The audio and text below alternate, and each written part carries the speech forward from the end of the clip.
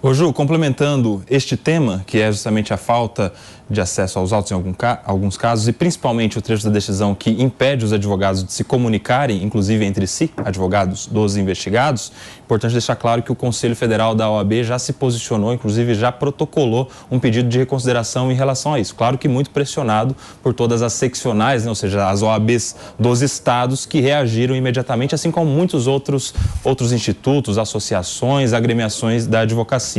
Reação da advocacia em relação a isso. Gente, agora eu quero trazer para o nosso sofá, para o nosso debate, um trecho que está também repercutindo, que é de uma conversa do general Braga Neto com o Ailton Soares, que é um oficial também das Forças Armadas, um trecho importante de um print de WhatsApp, de uma conversa havida entre eles. O general fala o seguinte: meu amigo, infelizmente tenho que dizer que a culpa pelo que está acontecendo e acontecerá é do general Freire Gomes. Omissão e indecisão não cabem a um combatente.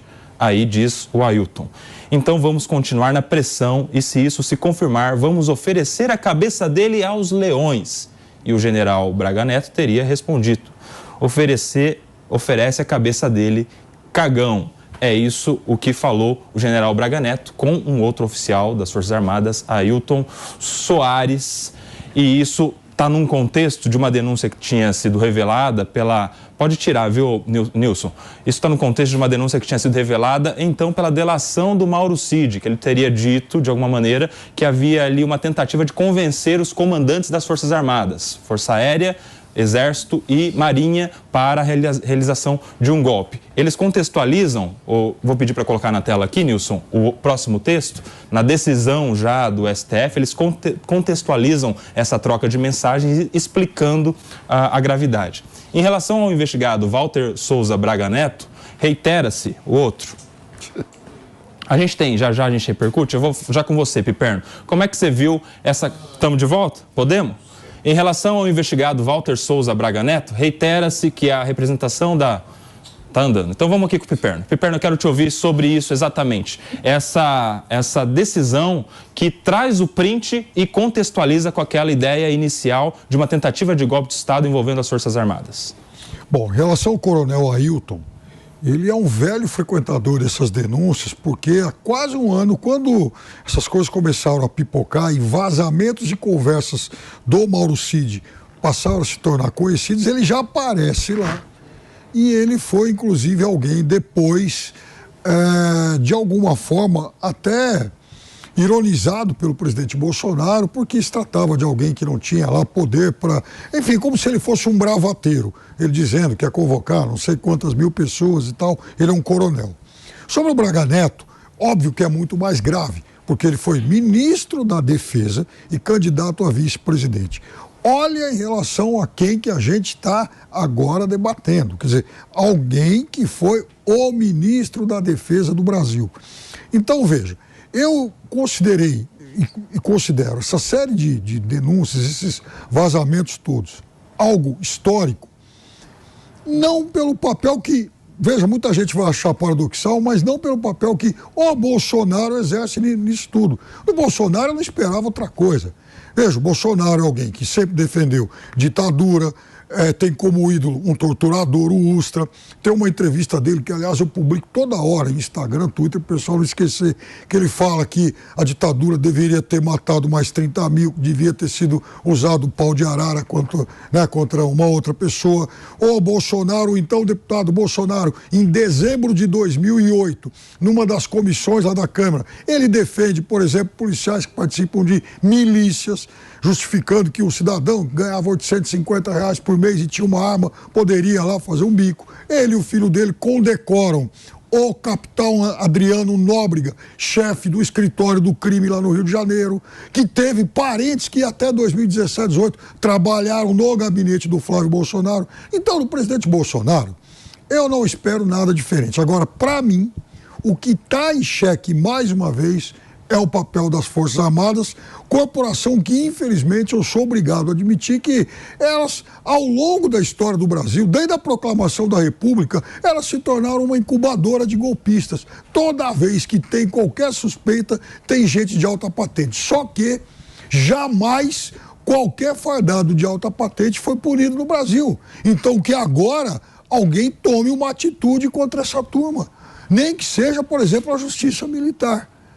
Agora, Ju, agora sim, para te contextualizar e te trazer para a conversa, eu vou ler o que está na decisão. Para deixar claro, a Polícia Federal faz uma investigação, manda não só o seu pedido, mas os prints todos, ou seja, as provas que eles entendem interessantes para o pedido. O Procurador-Geral da República, o Ministério Público, analisa o pedido da Polícia Federal, faz um parecer e manda para o Judiciário, que dá esta decisão com base em tudo isso. Ainda em 15 de dezembro de 2022, o investigado Walter Souza Braga Neto, general Braga Neto, enviou mensagem para Ailton Gonçalves Moraes Barros, orientando-o a atacar o tenente brigadeiro Batista Júnior, a quem adjetivou de traidor da pátria, e elogiar o almirante de esquadra, Almir Garnier Santos, ou seja, um da Força Aérea, outro da Marinha.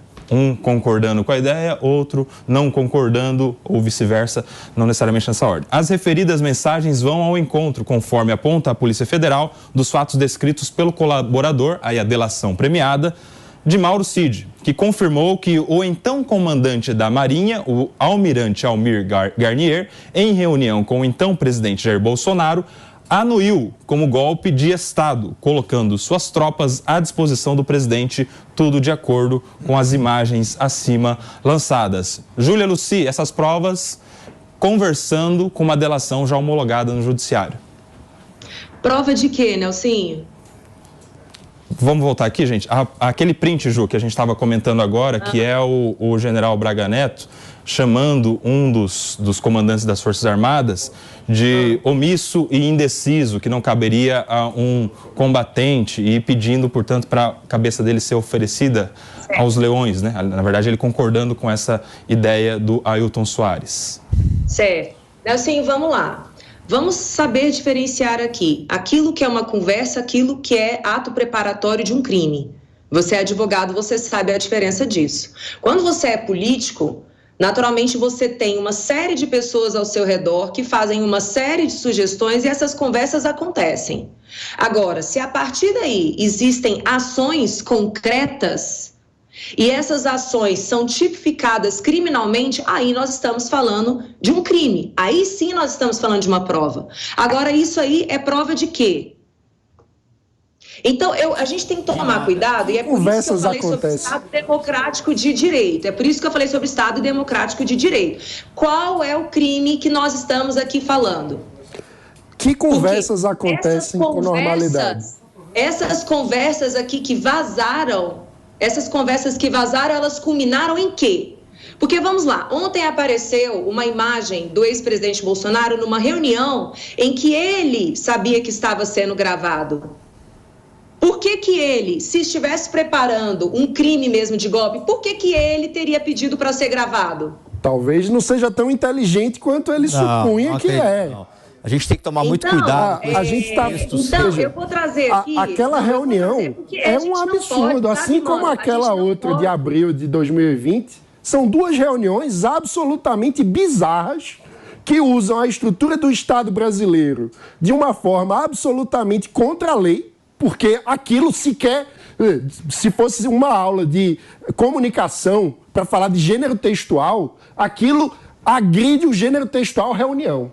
Aquilo é um vômito de impressões e de coisas sem uma pauta. Aquilo agride completamente o que deveria ser uma reunião de Estado, com ministros de Estado. A gente está falando, não é de alguém que está gerindo uma barraca de água de coco, não. Estamos falando de uma reunião oficial de ministros de Estado com o presidente da República. Não se pode qualquer coisa. Ali não é uma reunião privada de amigos num bar. É um ato do Estado brasileiro, que precisa seguir a legalidade, a moralidade, todos os atos da administração pública, todos os princípios da administração pública. A gente não pode passar pano e fazer de conta que aquilo ali não tem a gravidade que tem. Você pediu Palumbo? O Bolsonaro é daquele jeito mesmo, ele é espontâneo, ele fez uma reunião, ele não tem que seguir todas as regras protocolares que não estão escritas em lugar nenhum, diga-se de passagem, e aquilo lá é o jeito dele mesmo, ele é autêntico. Exatamente. E as reuniões dele são daquele jeito. com ele. Agora, o que me preocupa bastante, a gente tem que ser um pouco cauteloso com esses prints aí, que a gente não tem a conversa inteira, já começa por aí. Nós não temos a conversa inteira. Outro dia, entraram na casa de um deputado, o Carlos Jordi, porque alguém mandou uma mensagem para ele escrito "meu líder". Então já começa aí os abusos e os erros. Como que você pega um print de uma conversa de alguém que supostamente estaria lá no 8 de janeiro, depois se descobriu que era uma montagem, e se invada a casa de um deputado com um fuzil, batam na janela dele, está dormindo junto com a filha dele? Isso é, no mínimo, um absurdo, um tipo de erro como esse. É um absurdo. Agora, o Bolsonaro é autêntico.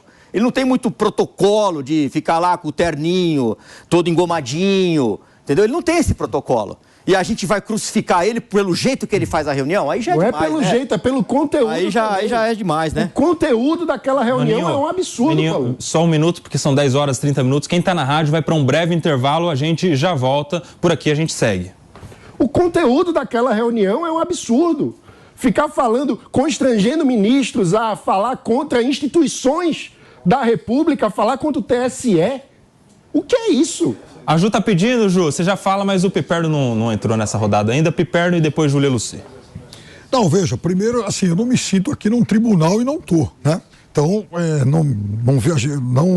não acho que hoje, nesse momento, o fundamental seja tentar tipificar o que houve ou não de crime. Nesse primeiro momento, o que se discute é, sobretudo, uma ação política. E aí sim a gente vê a ação política de uma quadrilha golpista. Se foram bem-sucedidos ou não, isso é uma outra história. Mas, por exemplo, você tem relatos aí de uma minuta que chegou a ser discutida e corrigida para pôr e tirar trechos. Uma minuta que previa, por exemplo, cassação de ministro do STF. Isso é de extrema gravidade. A gente vê, por exemplo, o general Heleno falando lá abertamente de, por exemplo, plantar pessoas nas campanhas dos, enfim, concorrentes. Isso também é um fato de extrema gravidade. O general Heleno, que era, sobretudo, o superior até da ABIN, né? Então, a gente, uma semana atrás, todo mundo, o país todo, discutia a atuação da ABIN, o que fez ou não de ilícito. E agora?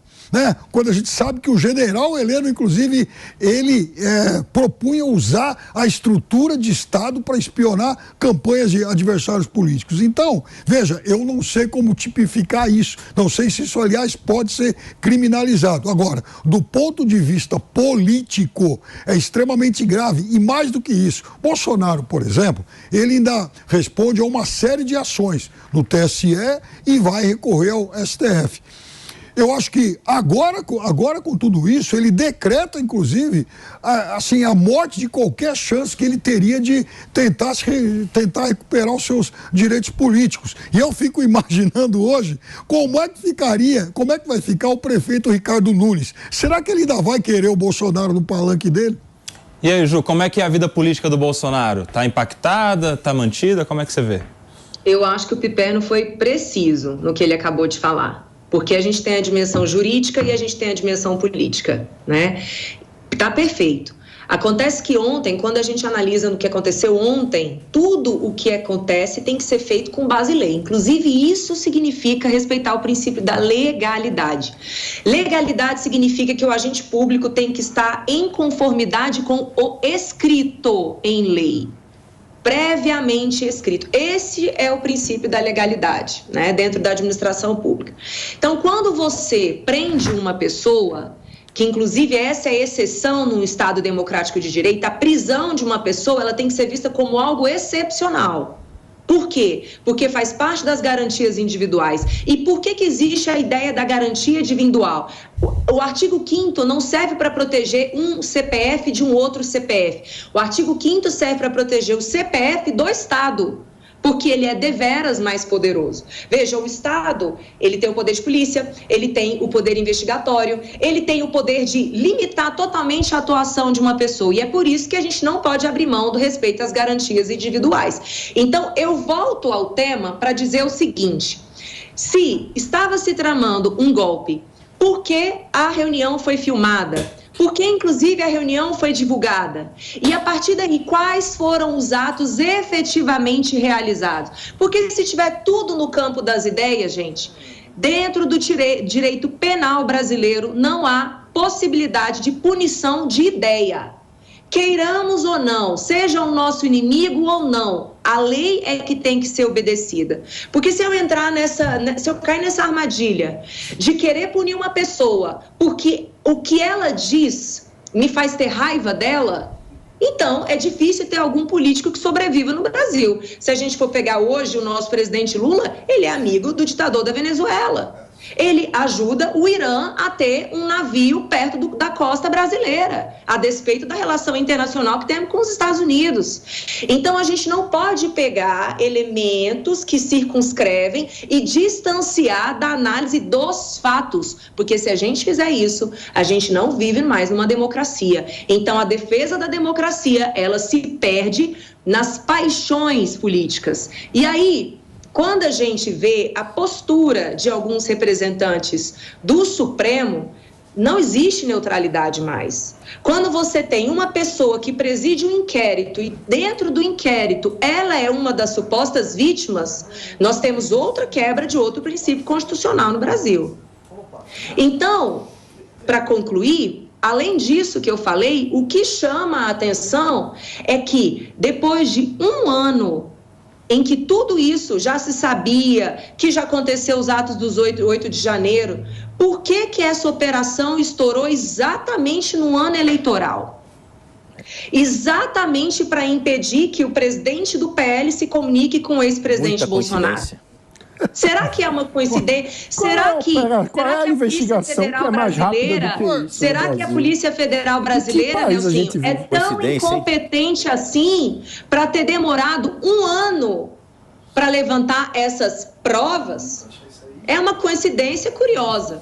Para mim é. Ô, Ju, a delação do Mauro Cid, que teria sido, né, o start para chegar no Ailton Soares, por exemplo, de onde saiu essa conversa, foi de setembro do ano passado. Portanto, há 3 meses do fim do ano. Agora,